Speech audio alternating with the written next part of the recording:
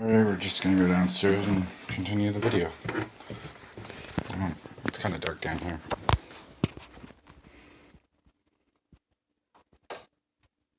Wait, what's that? Oh, it's Marilyn. Was the triangle real? That's the question of this video. Is the mind able to connect to the material in some immaterial way that you can kind of see but can't really tell if it's a camera distortion or just actual stuff? It's a question of connection versus coincidence. Did the triangle you saw in the smoke have anything to do with my mind saying triangle? Or vice versa? There is no real way of knowing that.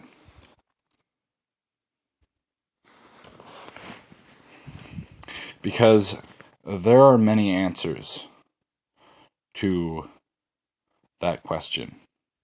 You can say, yes, the triangle did have to do with my mind. No, it did not. It was a coincidence.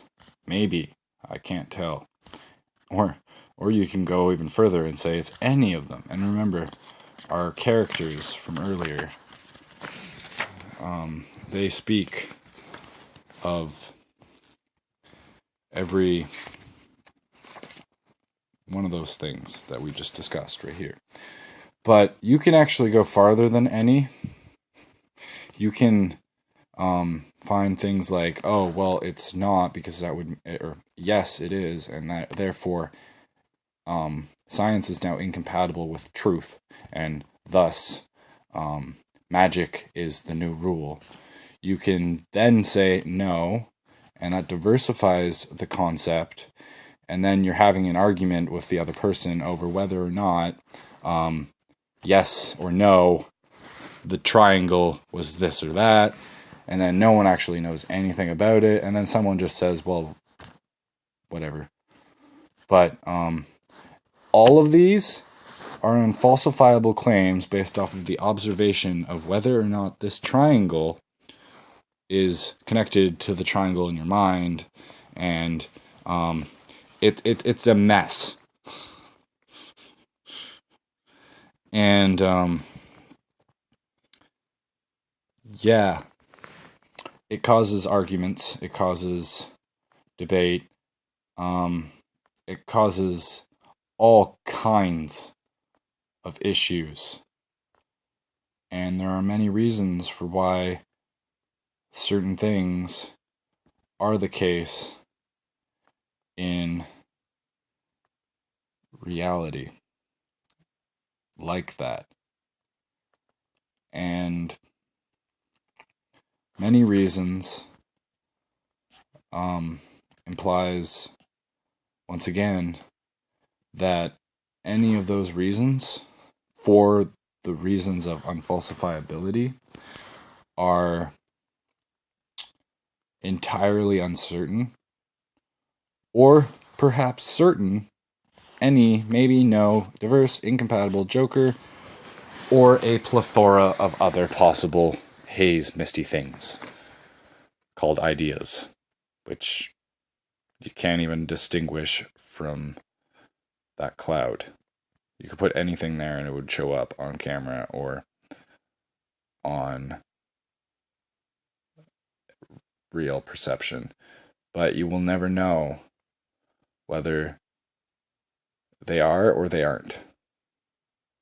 And there's a reason for that, and I can show you that reason, but I won't do it this time because I'm going to discuss in this video the problem with the unfalsifiable and how it messes with so many things when you start deciding that it is one way or the other, when and at the end of the day you really have no idea.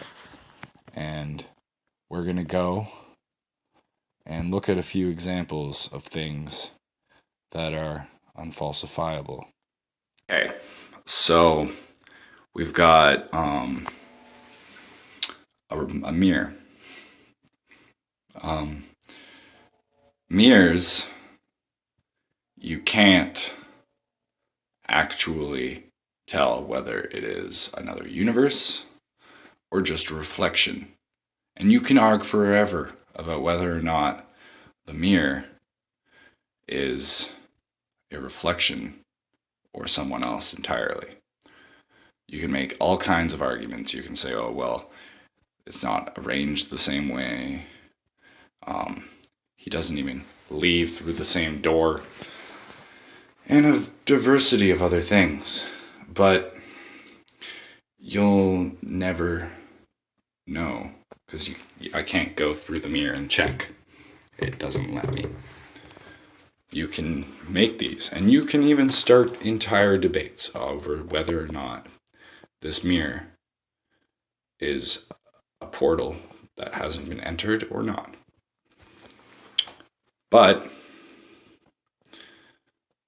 who knows? So televisions are a lot like reflections, except they broadcast something on the screen. They can broadcast shows, or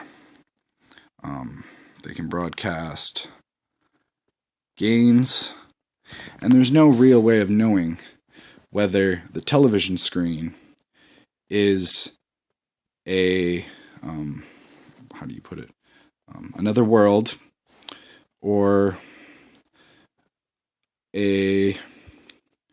just a TV screen, or something else entirely. Maybe it's more complicated than that, because I'm only using a dichotomy right now, and I can make it worse by saying that the people on the screen are in the CDs that are right there, and they're just doing their own thing, and then when you put the disc in, you see a portion of their existence, and it just gets into a mess. I think you're starting to see where this problem goes. This living room, different from this room. Is it a completely other world than the outside? Or is it just a different part of one world where you can't have cute cats on chairs, while the outside world is a totally different and alien environment, which is not the same, and for the most part, it looks like it could be either, but there is once again no way of knowing. Do you wonder who's at the door? Let's find out. Oh, still can't tell. Hello? Oh, look, it's Marilyn. Is that actually Marilyn?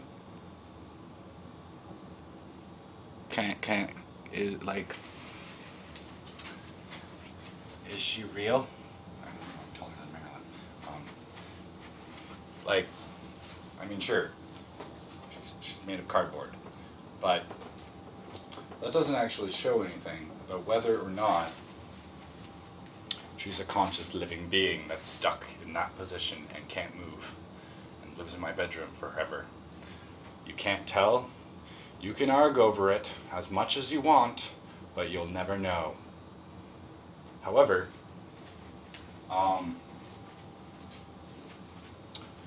why bother?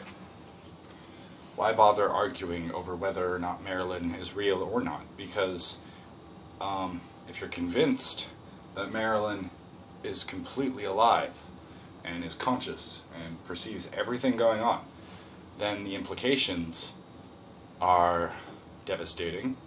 And if you deny it, they're devastating in the other direction. So, unfalsifiable claims are touchy and cause problems like wars over belief, incorrect educations, and a forcing of ideas that have no bearing on what will actually make them real.